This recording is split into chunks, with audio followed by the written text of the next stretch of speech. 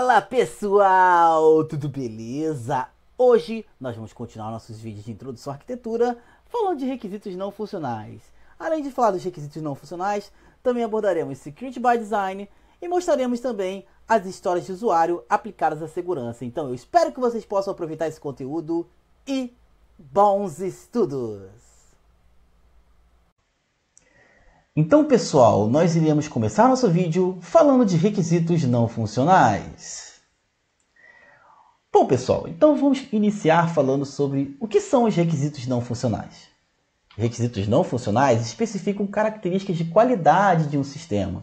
E aí a nossa preocupação é a descrição de como o sistema deve se comportar e operar, ao invés de falar para ele o que ele vai fazer. Cubra uma parte que os requisitos funcionais não cobrem, que se trata dessa melhor qualidade, de uma execução melhor do nosso sistema. E quais são as características dos requisitos não funcionais? Primeiro, eles vão medir essa qualidade. Então vamos descrever alguns atributos como desempenho, segurança, escalabilidade. Além disso, eles são transversais.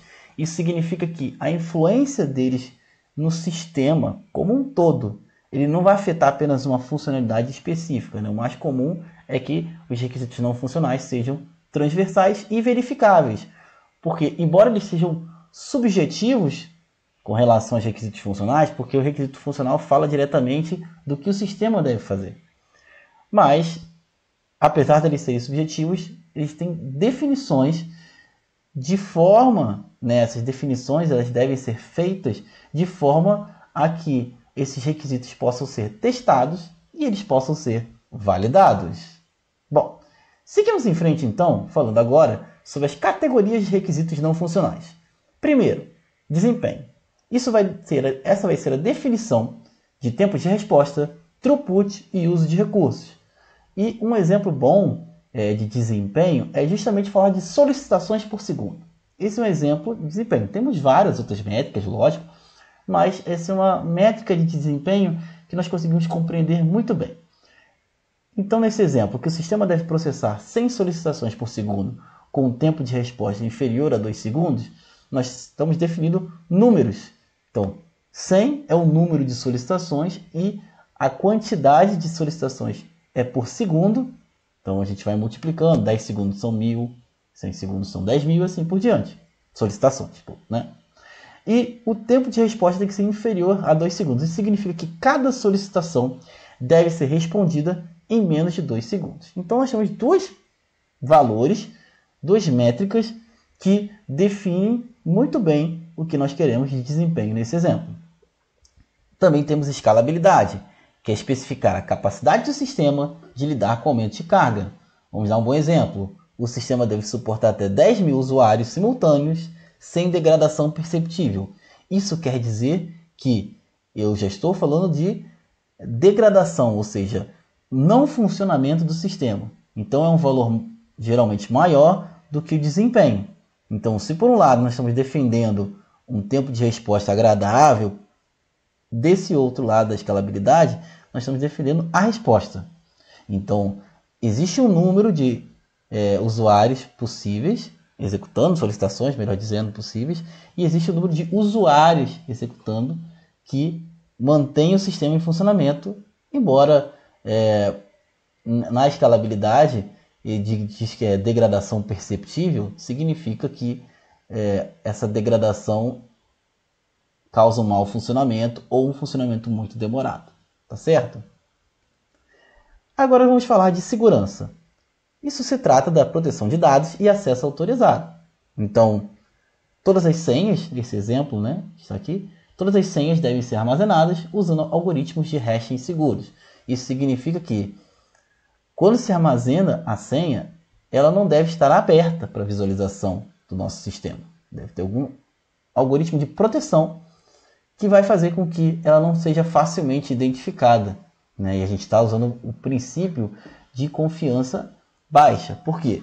Porque nós não vamos confiar que, por ser uma base interna, que ela não possa ser visualizada em algum momento. Então, esses algoritmos são parte da solução para que a senha não fique facilmente exposta.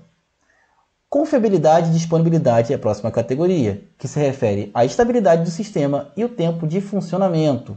Então, nesse caso, nós temos uma métrica bem estabelecida do que diz respeito a essa categoria. O sistema deve estar disponível 99,9% do tempo durante o horário comercial, ou seja, toda essa carga de sistema, mais os mecanismos de recuperação, devem garantir que durante o horário comercial, aí aqui não está escrito, mas poderia ser de 9 às 6, de 8 às 5, que essa disponibilidade é 99,9% do tempo.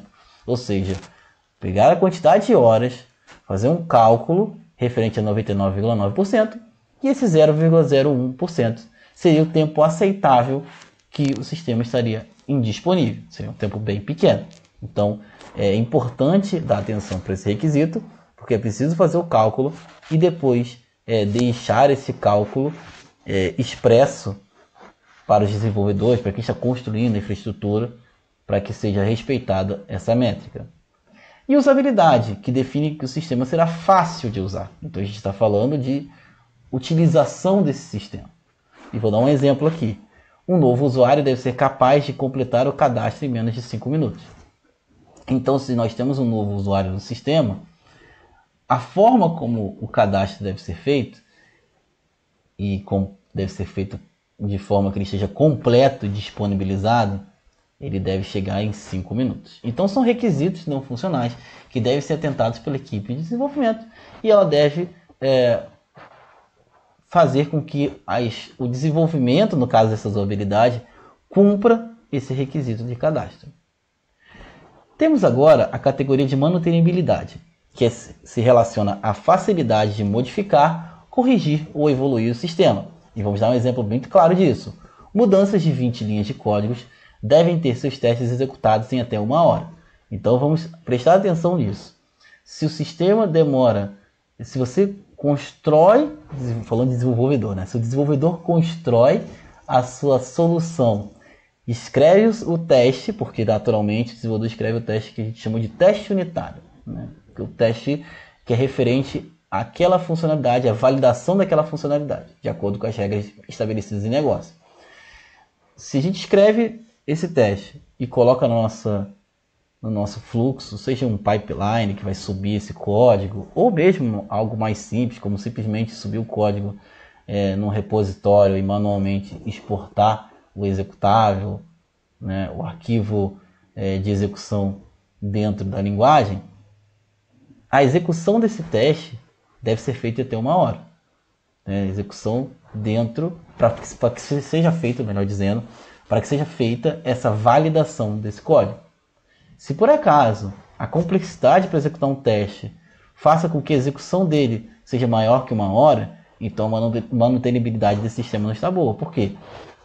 Cada alteração, devemos ser capazes de executar os testes unitários, os testes funcionais, os testes de regressão, e eles não devem demorar muito para que nós possamos favorecer a publicação desse código. Talvez então as estratégias que foram utilizadas para validação dessa funcionalidade tenham sido estratégias que precisam ser revistas caso a gente não consiga executar esse teste até 1 hora. Então, manutenibilidade é bem importante porque diz respeito exatamente ao tempo e a velocidade de uma modificação, uma correção ou evolução de um sistema. E tudo que a gente não quer no sistema moderno é demorar dias e semanas para publicar uma alteração de código. Seguimos em frente agora falando sobre portabilidade. Portabilidade descreve a capacidade do sistema de funcionar em diferentes ambientes. Exemplo, a aplicação deve rodar em servidor Windows e Linux sem alterações no código. Então é importante, quando for fazer essa codificação, que a linguagem utilizada e a construção utilizada ela permita o funcionamento em diferentes ambientes. Porque se não fizermos isso, teremos uma restrição no que diz respeito à contratação de softwares auxiliares para a publicação do nosso código. E isso deve ser muito bem avaliado por quem está tomando as decisões, uma vez que isso pode impactar diretamente em custos adicionais para um projeto. Porque quando a gente limita o tipo de servidor pelo sistema operacional, nós estamos limitando também, muitas vezes, a possibilidade de termos um custo menor dentro de um projeto de desenvolvimento de software. Bom, e qual é a importância dos requisitos não funcionais? Primeiramente, é garantir essa qualidade do sistema no longo prazo. É importante dizer que o sistema não deve funcionar apenas na data da sua entrega. Ele é um produto, um artefato, ele é um artefato entregue que vai ser utilizado ao longo de tempo e nós esperamos que seja um bom tempo, que ele não entre em produção já em obsolescência, e sim perdure por um bom tempo, né, com boas escolhas no que diz respeito a esses requisitos e também as tecnologias que falaremos em outras agendas, para que ele dure no longo prazo, também suportando cargas que vão ser incrementadas ao longo do tempo, suportando situações atípicas. Então, quando nós pensamos seriamente nos requisitos funcionais, nós estamos preocupados com a qualidade do sistema e a sua existência no longo prazo. Além disso, é importante dizer que esses requisitos não funcionais ajudam a alinhar os sistemas expectativas dos stakeholders, que são os patrocinadores, as pessoas que contrataram o sistema estão contando com que ele funcione da maneira mais qualificada. Então a gente tem as expectativas melhor descritas quando usamos requisitos não funcionais, escrevemos eles muito bem e podemos mostrar como esses requisitos não funcionais são atendidos de forma que os stakeholders possam ficar satisfeitos com a solução. E também é importante dizer que os requisitos não funcionais previnem essas falhas relacionadas a desempenho, segurança e manutenção. Então, todas as falhas que podem acontecer referentes a uma falha de segurança, um desempenho degradado na primeira execução, uma manutenção mal feita porque não foi estabelecido de uma forma correta um requisito não funcional. A ideia é que o requisito não funcional bem estabelecido possa apoiar na prevenção dessas falhas, uma vez que as regras estão bem claras e definidas de como o sistema deve se comportar para que seja desenvolvido de uma melhor qualidade, tá certo? E agora vamos falar de um exemplo aplicado ao Equip Manager. Primeiro, desempenho.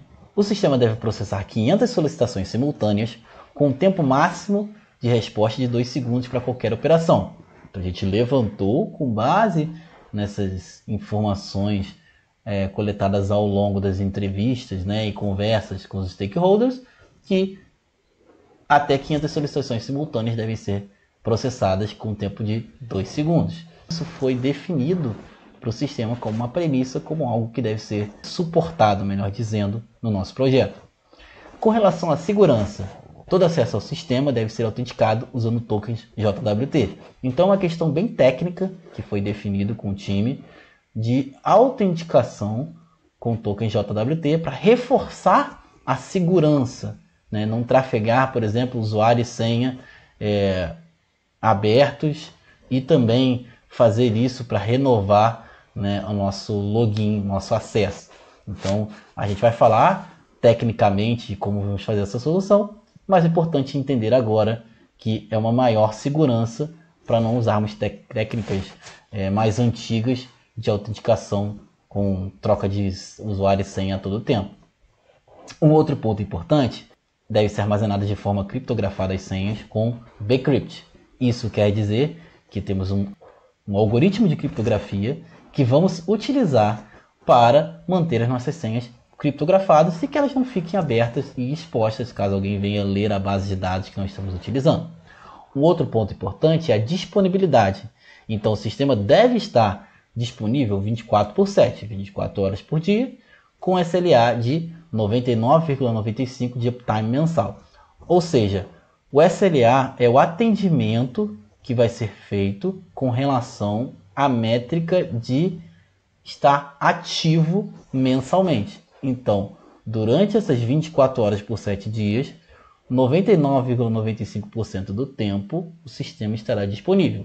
Esse 0,05% que está faltando é o tempo que as equipes de desenvolvimento de infraestrutura têm para ou deixar o sistema fora do ar para que ele seja feita uma manutenção programada, ou ainda alguma indisponibilidade durante o mês por conta de uma falha não programada. Então, as equipes de desenvolvimento de infraestrutura devem trabalhar para que, no máximo, 0,05% o sistema esteja fora do ar, considerando 24 horas e 7 dias por semana. Então, é uma métrica bem importante que deve ter total atenção. Outro ponto é a usabilidade. O sistema deve permitir que um técnico de suporte registre um equipamento em menos de 2 minutos, considerando uma interface intuitiva.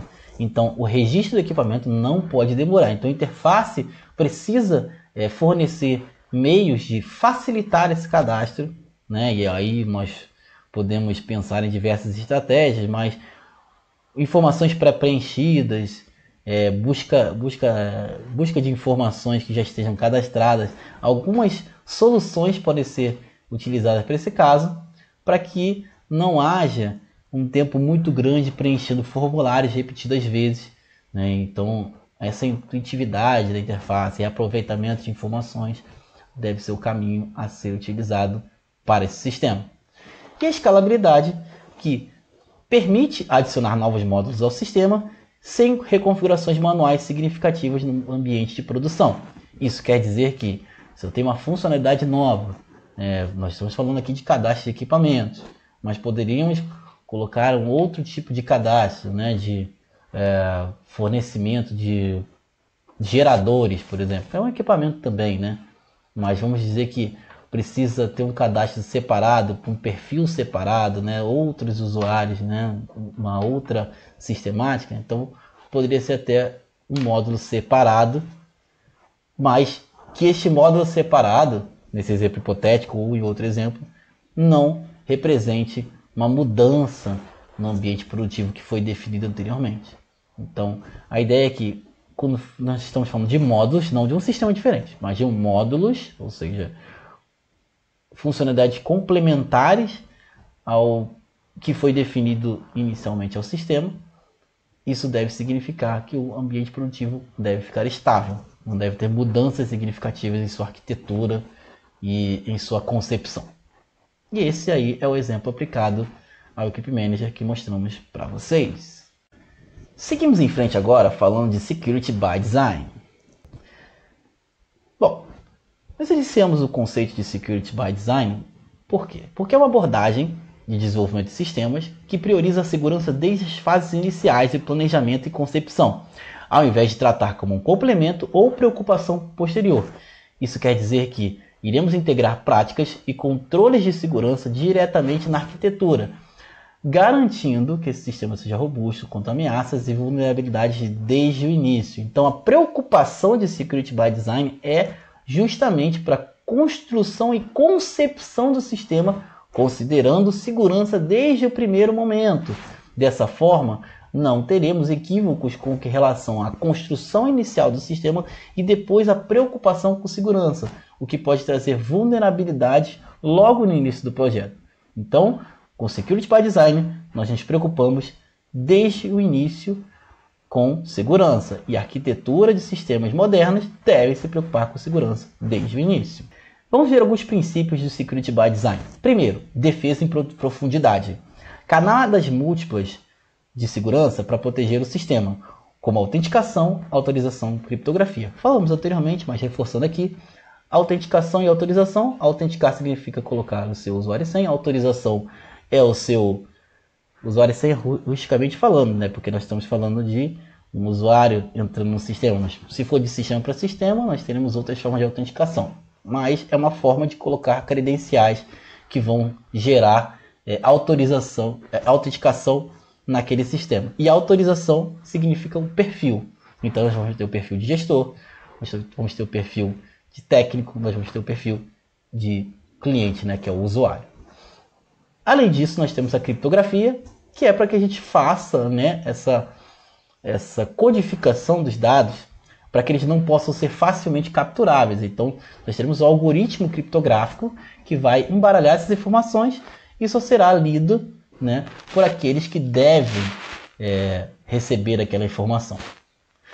Outro ponto importante do princípio é o menor privilégio, conceder aos usuários apenas os acessos mínimos necessários para desempenhar suas funções. Além disso, temos o Fail-Safe Defaults, que é configurações padrão que negam acesso, garantindo que permissões só sejam concedidas explicitamente. Então, nesses dois princípios, nós estamos preocupados que cada usuário tem seu acesso e tem o mínimo de permissões possíveis. Não vamos facilitar. Concede o acesso todo e depois a gente vê se precisa ou não. É o contrário. Não concede acesso nenhum e à medida que vamos identificando quais são os perfis e as funcionalidades, iremos conceder permissões no menor nível possível.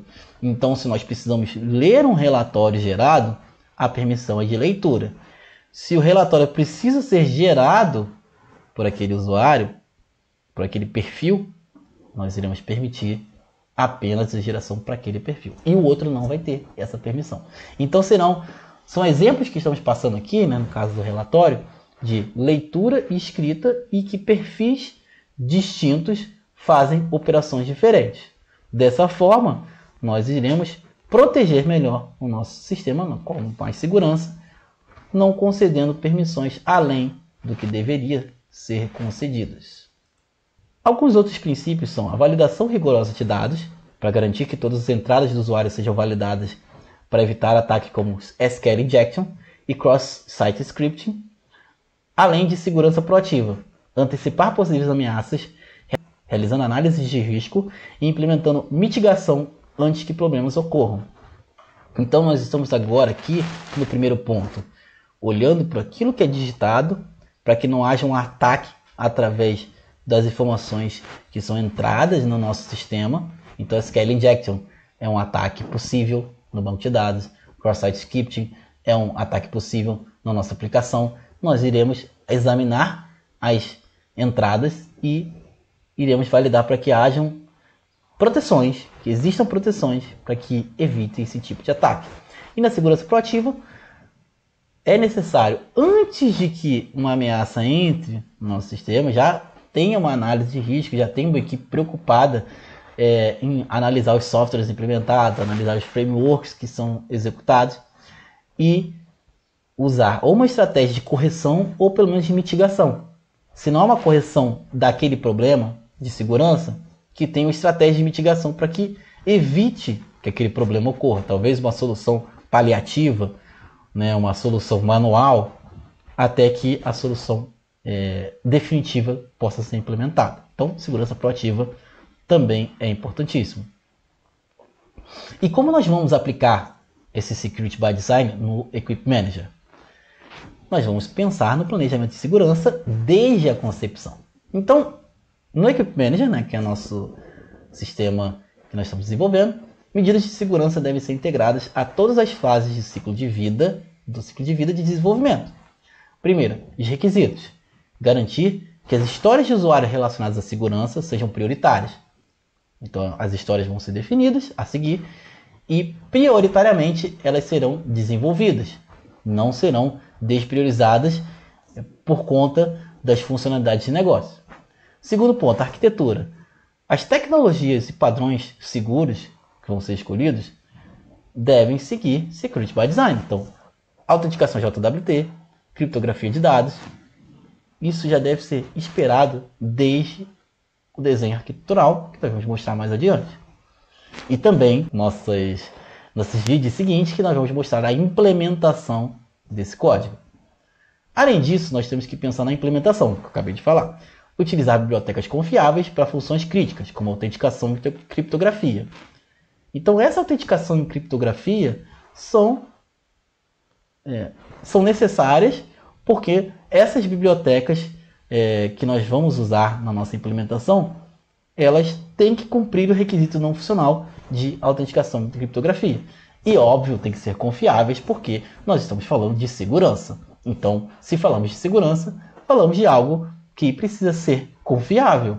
Então, utilizaremos bibliotecas de mercado na implementação do Equip Manager que essas bibliotecas de mercado cumprirão essa confiabilidade e fornecerão essas funcionalidades de autenticação e criptografia. Vamos aos exemplos práticos no Equip Manager, então. Primeiro, criptografia de dados sensíveis. Informações como senhas de usuários e relatórios devem ser armazenadas de forma criptografada. Além disso, temos que ter controle de acesso. Implementar níveis de acesso baseados em papéis. É o que a gente chama de RBAC ou Role Based Access Control, que é o controle de acesso baseado em papéis. E assim nós podemos garantir que cada usuário acesse apenas o que for necessário. Então nós temos o perfil que nós citamos de gestor de TI, nós temos o perfil de técnico, nós temos o perfil de cliente, que é o usuário. E esse acesso tem que ser estritamente para as funcionalidades definidas para aquele usuário. Além disso, monitoramento e logs, que são registros de ações de usuários para auditoria e identificação de possíveis incidentes. Então, a ideia desses logs é que a gente tenha uma possibilidade de identificação em alterações a nível administrador que foram feitas de forma incorreta ou até de forma propositalmente errada. Então, através desse monitoramento e logs, podemos identificar esses incidentes possíveis e, a partir daí, os administradores podem tomar as decisões necessárias com a identificação dos causadores desses possíveis incidentes. E agora nós vamos ver, em segurança, as histórias e os critérios de aceitação que foram definidos para que nós possamos cumprir os requisitos de segurança desde o início. Primeiramente, nós vamos falar de autenticação do sistema. Então, a persona são todos os usuários que são impactados, porque, como usuário de sistema, quero me autenticar com as minhas credenciais para acessar funcionalidades de forma segura. Essa é a história e os critérios de aceitação. Dado que o usuário possui credenciais válidas, quando inserir e submeter seu login e senha, então o sistema deve conceder acesso ao painel correspondente ao seu perfil. Importante dizer, usuário e senha utilizado para autenticar no sistema, e o acesso tem que ser correspondente ao perfil desse usuário. Então, interessante a gente entender que credenciais válidas levam à autenticação, e essa autenticação tem a demonstração apenas das funcionalidades autorizadas ao perfil daquele usuário. Então, nós estamos com a preocupação de segurança desde o início. Outro ponto, quando o usuário insere credenciais inválidas, dado que o usuário insere credenciais inválidas, quando tentar autenticar-se, então o sistema deve exibir uma mensagem de erro e negar o acesso. Então, é o contrário do ponto anterior, credenciais que foram fornecidas são inválidas, não deve permitir o acesso com mensagem de erro. E o último ponto, dado que o usuário tenta autenticar-se com mais de 3 vezes e com credenciais incorretas, quando a tentativa for realizada, então o sistema deve bloquear temporariamente a conta e enviar um aviso ao administrador. Então, na 4ª vez, já vai estar bloqueado aquele acesso e o administrador será avisado. Isso quer dizer que nós estamos implementando medidas de segurança que vão fazer com que a gente evite ataques, né, com relação à força bruta de senhas.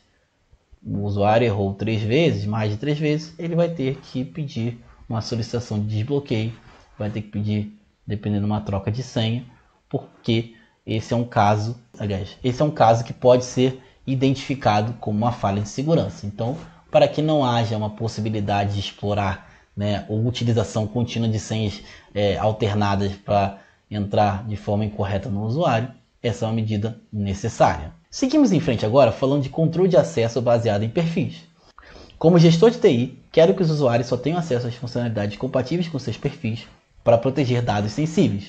Essa é a história, embora ela impacte todos os usuários, uma vez que somente um gestor deve acessar funcionalidades administrativas.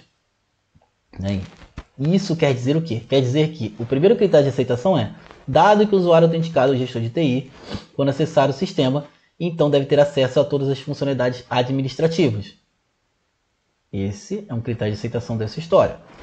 Mas temos outros perfis. Um perfil, a técnica de suporte.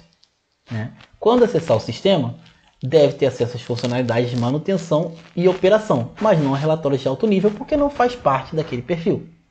E quando o usuário autenticado é um cliente, quando acessar o sistema, deve ter acesso apenas às funcionalidades de reporte de problemas e consulta de histórico. Também não tem acesso à funcionalidade de manutenção, nem operação e nem funcionalidades administrativas, porque o perfil ele tem menos privilégios, estando de acordo com aquela persona. Então, cada perfil vai ter o seu controle e seu critério de aceitação, né? Então, se a gente não cumprir isso, o gestor de TI não consegue ter um controle granular desses perfis e isso poderia abrir uma brecha de segurança com relação à alteração indevida por um perfil que não deveria fazer certa operação. Seguimos em frente agora falando de recuperação de senha. A persona são todos os usuários, então todos os usuários são afetados por essa história. E a história é: como usuário, quero recuperar minha senha caso a esqueça para continuar acessando o sistema. E temos os critérios de aceitação. Se o usuário esqueceu sua senha, quando clicar em esqueci minha senha e fornecer o seu e-mail, então o sistema deve enviar um link de redefinição. Caso o usuário insira um e-mail não cadastrado, quando tentar recuperar a senha, então o sistema deve exibir uma mensagem de erro. Dado que o usuário acessa o link de redefinição válido, quando definir uma nova senha, então o sistema deve atualizar as credenciais e permitir o login com a nova senha. Então nós estamos falando aqui de todos os usuários terem uma possibilidade de redefinir sua senha. Nesse caso do nosso sistema, ele vai ser através de um e-mail que vai ter o link de redefinição. Eu inseri um e-mail não cadastrado ou não lembro desse e-mail. Infelizmente, ele vai ter que entrar em contato com a empresa, que vai ter que fazer uma definição daquele usuário de forma manual. Mas se o usuário lembra desse e-mail, ele não vai receber mensagem de erro. Ele vai receber o link de recuperação e ele vai acessar esse link, entrar no sistema do Equip Manager e fazer a troca imediata da senha. Por quê? Porque o login ele não pode ter a senha antiga uma vez que ele esqueceu. Ele quer fazer a troca. Ele tem que trocar essa senha com a senha nova que o usuário está requisitando e o acesso deve ser permitido apenas com a nova senha, não com as senhas anteriores. Então é importante dizer, embora às vezes pareça óbvio, óbvio precisa ser dito. Então, de forma nenhuma, a senha anterior será utilizada. Ela vai ser invalidada e a nova senha será a senha definida pelo usuário. Vamos falar agora de logout seguro. A persona são todos os usuários também afetados. E como usuário, quero fazer logout do sistema para garantir que outras pessoas não utilizem a minha sessão aberta.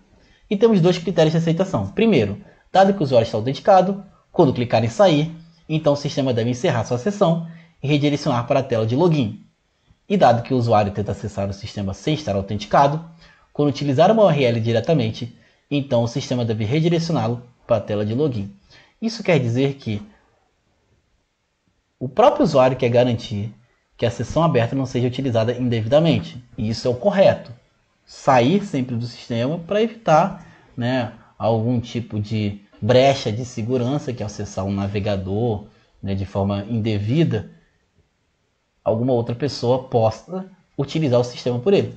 Então vai ter uma funcionalidade de sair do sistema visual e caso ele tente acessar esse sistema sem ser autenticado, seja por um URL diretamente, a gente falou de URL que a gente fala muito voltado para um sistema web, mas no caso de uma aplicação, tentar abrir aquela aplicação que foi utilizado o botão sair, deve aparecer uma tela de login para os dois casos, não permitindo acesso indevido, porque a história se trata justamente de sair do sistema e não permitir mais o acesso até que sejam fornecidas credenciais corretas. E nós vamos falar agora de registro de auditoria. A persona especificamente é o gestor de TI, então nesse caso nós iremos falar do acesso aos logs de auditoria para monitorar ações realizadas nos sistemas por outros perfis. Então outros perfis não devem acessar porque eles serão o alvo da verificação de um incidente.